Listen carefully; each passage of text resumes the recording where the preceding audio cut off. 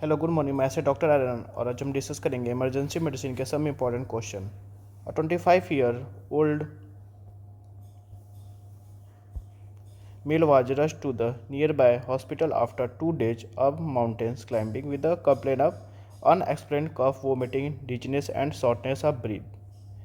He admitted that he is having trouble sleeping at night. After monitoring, clinical examination showed a raised heart rate and respiratory rate. Auscultation revealed crackles in the middle lobes of the lungs. All of the following are the findings in the diagnosis except the batting edema with cardiomegaly. The diagnosis is the high altitude pulmonary edema. In the questions, the question speaks about the mountaineer who experiences a shortness of breath, cough, and vomiting due to the irritation of the duration of the hypoxia. High altitude always leads to the hypoxia, leading to vasoconstriction, resulting in fluid leak, causing non-cardiogenic pulmonary edema. These symptoms start 2 to 3 days after the accident, and the BL shows the elevated RBC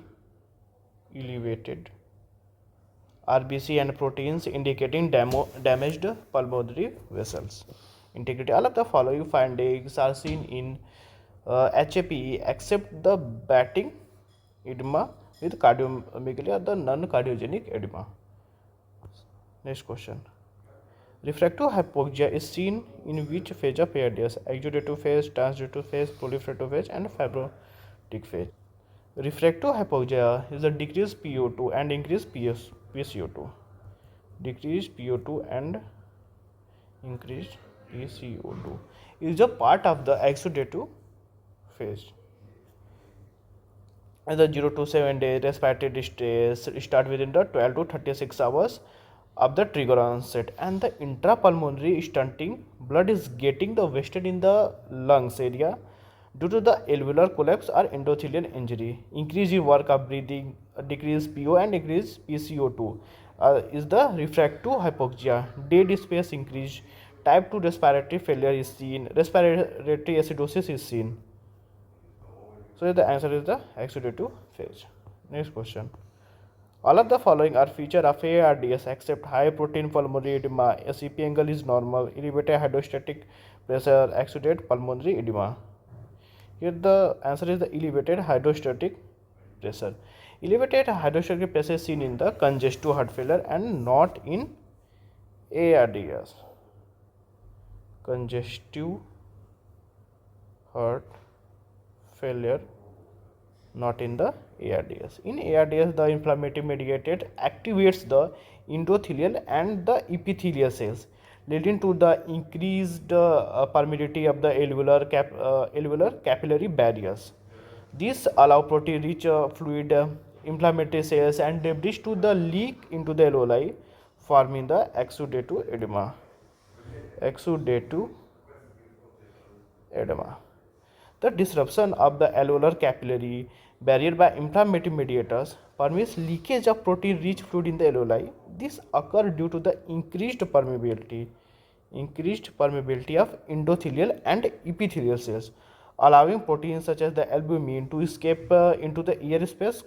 Consequently, the resultant pulmonary edema is characterized by the high protein content. Next question. All of the following are management protocol regarding the ventilation in the PO2, PS and 40, PO2 60, PCO2 40, except increase FiO2, increase PE, maintain the same tidal volume, increase respiratory rate. The answer the increase respiratory rate, because the pH 7.40, PO2 60 deficient, PCO2 14 normal indicate hypoxia.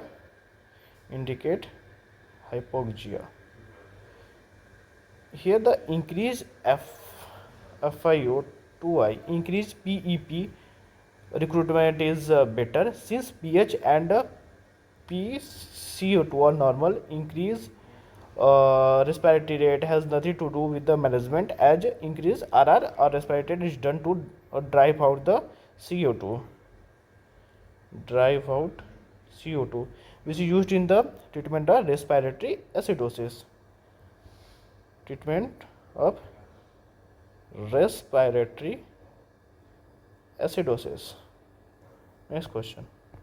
Which of the following statements are true regarding the most common mode of invasive mechanical ventilation used in patients with no spontaneous breathing?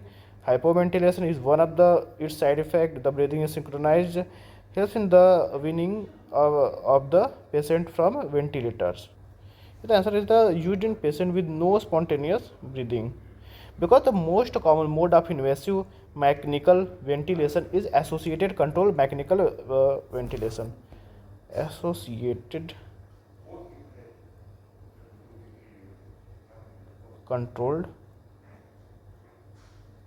mechanical ventilation used in patient with no spontaneous breathing. Patient trigger breathe are also assisted. See, if the side effect they include hyperventilation, CO2, wash out the respiratory alkalosis, wash out respiratory alkalosis. And if the seen in the hypocalcemia, in tetany and laryngospasm, hypoxia, seizure, and myoclonus is seen. Next question. All of the following are indication for CPAP use except hyaline membrane disease, obstructive sleep apnea, COPD, cardiogenic pulmonary edema. Except COPD, because the COPD is not an indication of CPAP. Non-invasive ventilation is used for COPD. Non-invasive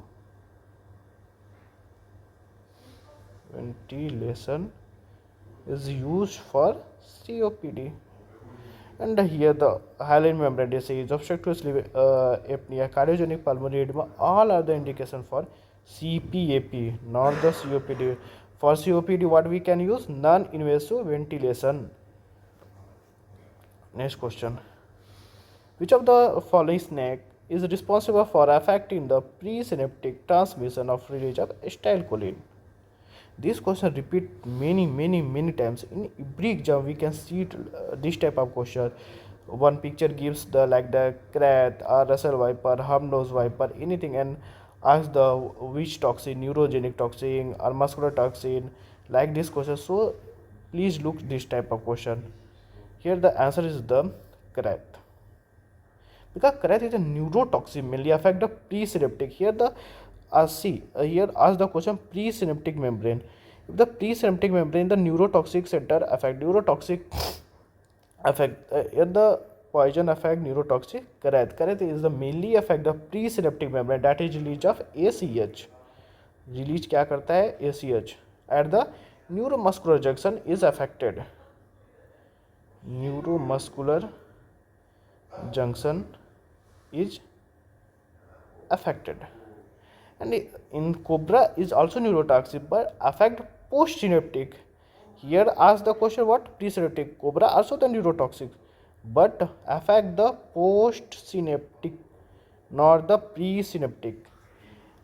It hampers it action of ACH at the neuromuscular junction. If the Russell viper, it is a hemotoxic.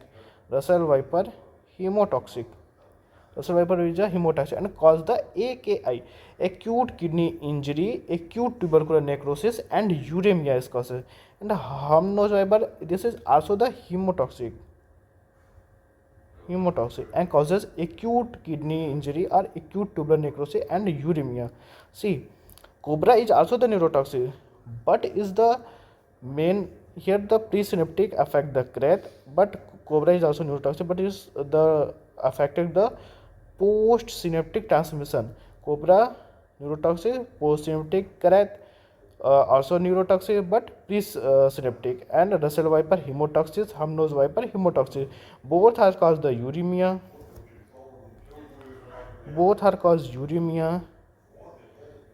Acute kidney injury. This Russell viper and hub-nose viper causes the uremia, acute kidney injury, and acute tubercular necrosis. And acute tubercular necrosis. Thank you, and keep revising for all the MCQ and your handwritten notes. So, thank you.